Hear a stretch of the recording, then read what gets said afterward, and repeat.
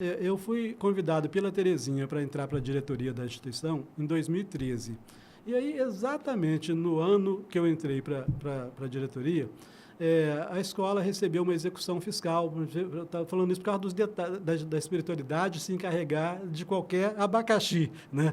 Então, a instituição recebeu uma execução fiscal pelo INSS, né? O autor da ação era o INSS, na Justiça Federal, e cobrando um valor histórico de R$380 mil. Quer dizer, aquilo ali atualizado, com juros, né? Ia ter que dar a escola para a Receita Federal para poder atender, quitar aquela dívida, né?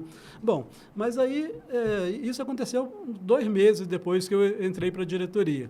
Bom, e nessa época eu já estava dirigindo uma reunião no núcleo de Copacabana, né? Não sei se eu já falei, mas nós temos o núcleo de Copacabana, que foi criado antes da escola, né? Então eu estava dirigindo uma reunião de desenvolvimento mediúnico, era toda quinta-feira à noite, mas era mais estudo mesmo, né? Sobre mediunidade, especificamente sobre mediunidade. E como era quinta-feira à noite, eu faço palestras em outros centros, então quando eu não podia ir para dirigir a reunião, tinha uma substituta, né, fixa, que se eu não estivesse, ela já estava, né, combinada que ela seria dirigente.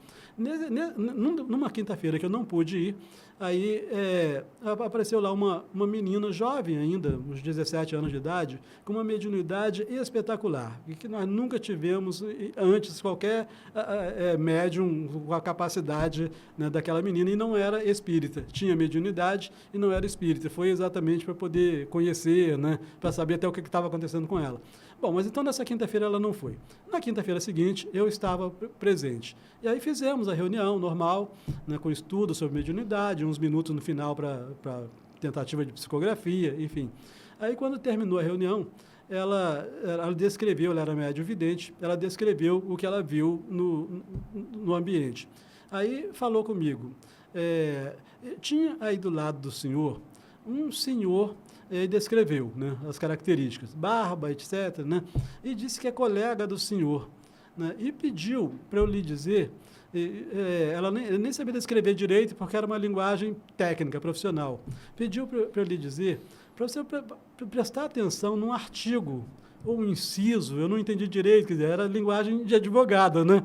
Quer dizer, então, para ser colega, normalmente é colega de profissão. E pela descrição dela, eu identifiquei rapidamente que advogado era aquele, né? Um ex-colega de empresa e tal, né? E no dia seguinte eu cheguei no escritório, estava lá com a mesa lotada de papel da instituição, né? Por causa eram 10 anos de autuação fiscal.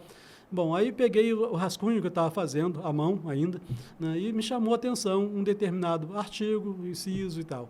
Eu fui estudar mais jurisprudência, enfim, com base naquele artigo, e foi exatamente com base naquele dispositivo que o juiz deu a sentença, dando ganho de causa para a gente.